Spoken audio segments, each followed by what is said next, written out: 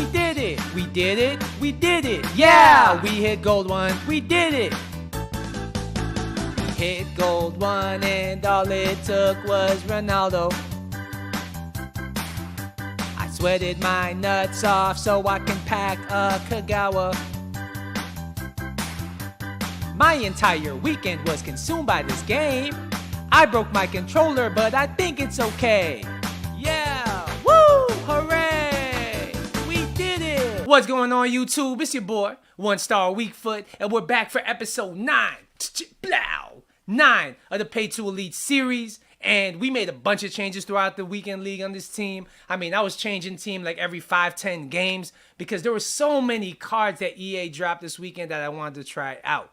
So the first change I'm going to talk about here is we sold Sane. We sold headliner Sane for Bellarabi. And you might be wondering, why the hell did I do that? And pretty much the answer is simple.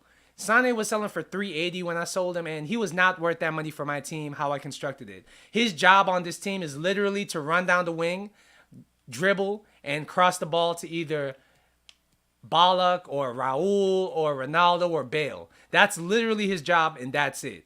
And for that money, I felt like Bellarabi could do the same thing, and oh my God, Bellarabi was actually better than Sane for me. It sounds ridiculous. It sounds stupid. Bellarabi's a 50K card, but he was really good for me, and I was really satisfied with how he played for me. Maybe I had lesser expectations because he was a free card. I got him red, but regardless of the fact, he played very good for me. 8 games, 4 goals, 1 assist. That's exactly what I wanted from that position. Just somebody to hold possession and pretty much get the play going for the rest of my strikers.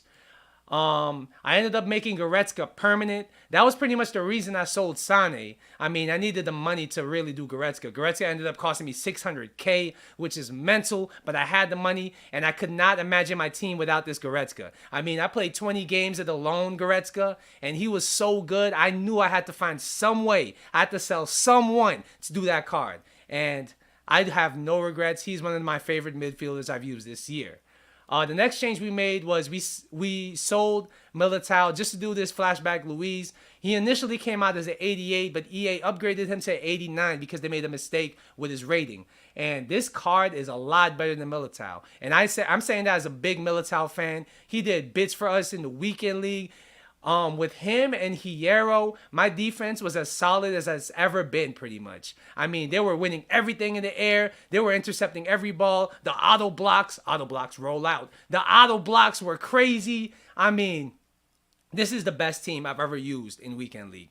And our results will show that. So I'm about to jump into the Weekend League gameplay that I have recorded. I start this episode off, and I'm 17-8. We'll see how we finish.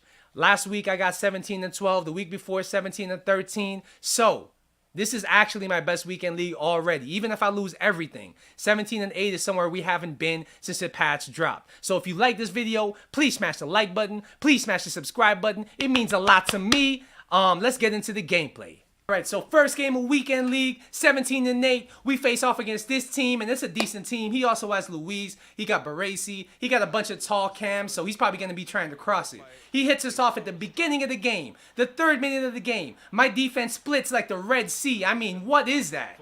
Chicharito scores, of course. That card is kind of garbage, but he always scores on me. I don't know why.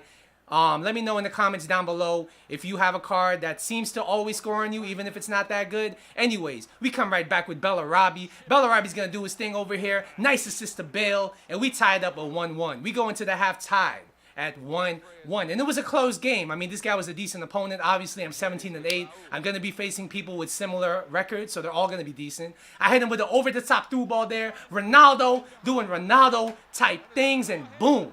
Just like that, we're going to see on the opponent. We're up 2-1, and Bellarabi over here again. He's going to seal it off with a green time finesse, and like I said, who said the finesses were dead?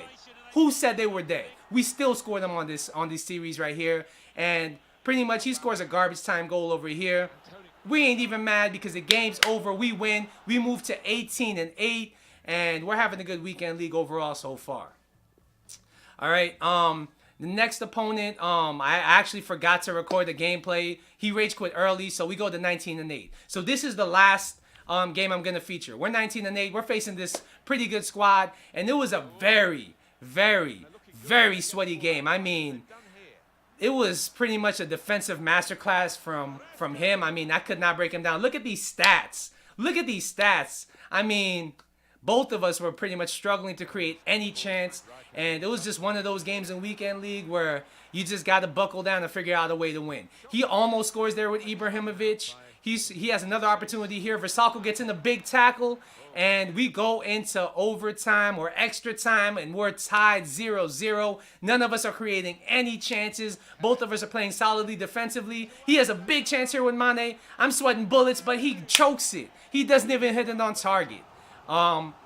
We have a corner at the end of overtime over here. Lozano doing Lozano things. He crosses it to Ibra, and Ederson saves it, and yeah, you already know we're going into penalties. We're going into penalties, and I suck at penalties. But even penalties against this guy were sweaty. I mean, I have to speed up the footage because we took so many penalty shots that, oh my God, by the end of this game, my hands were sweaty, my knees were weak, arms were heavy. I mean, it was crazy.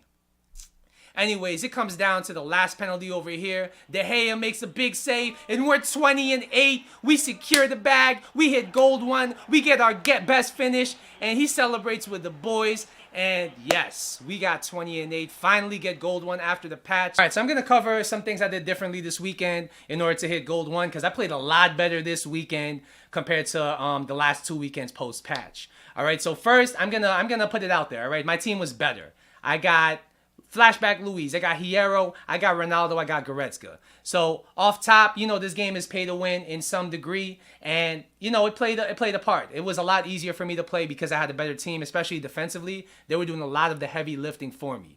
All right, but I'm gonna cover some tactics I did differently this weekend in order to hit gold one. So first off, I played smarter. What do I mean by that? So first off, I played possession a lot of games. I was really focusing on keeping possession and playing high percentage passes. I tried not to make risky passes. I tried not to make passes that would lose me the ball in vulnerable areas where basically they could just hit me on the counter real quick. And I feel like that paid dividends. Another big thing I did was not only did I play possession, but I also switched up my tempo.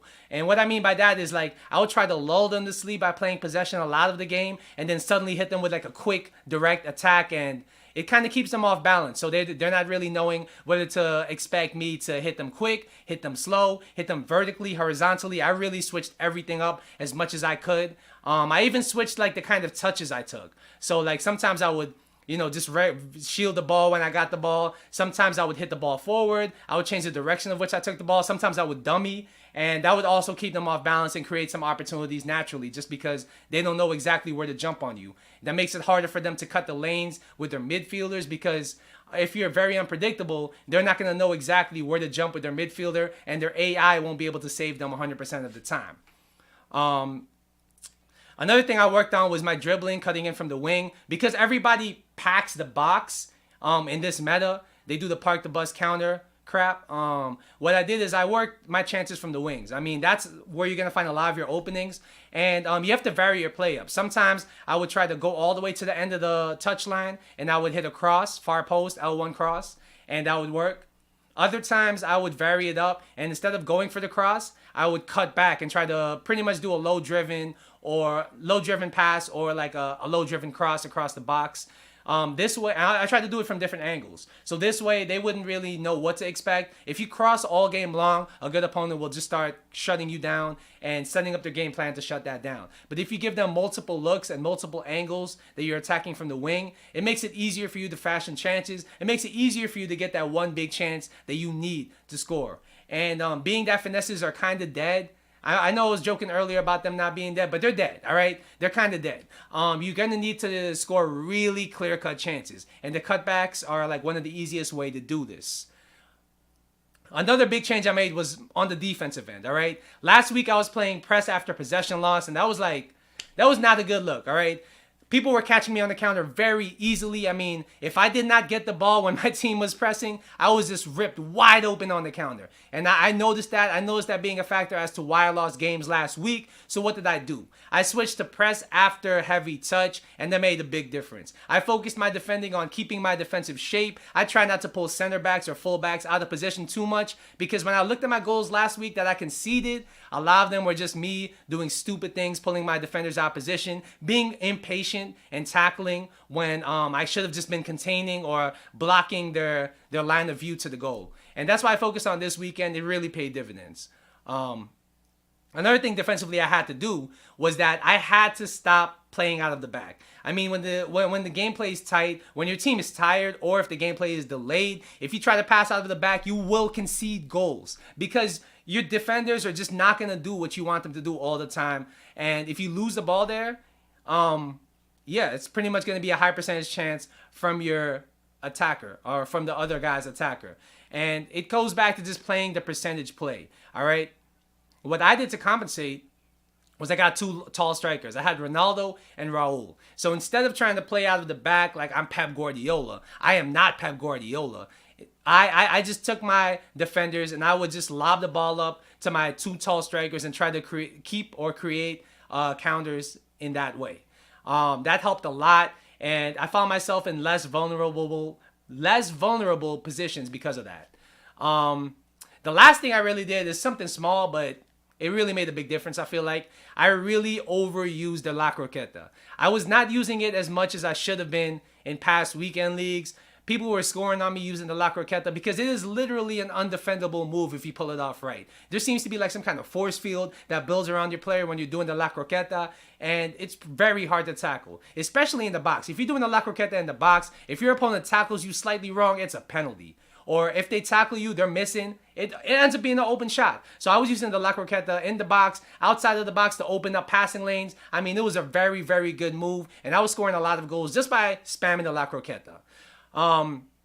So yeah, I would say those are the main things I did differently. Obviously, it worked. Next week, I'm gonna try to push for elite. I'm pretty close. 20-8 is not that far off 23-7. So if you did like this video, please don't forget to hit the like and subscribe button. It means a lot to me. And thank you so much for watching this video. I'll be back tomorrow with another video.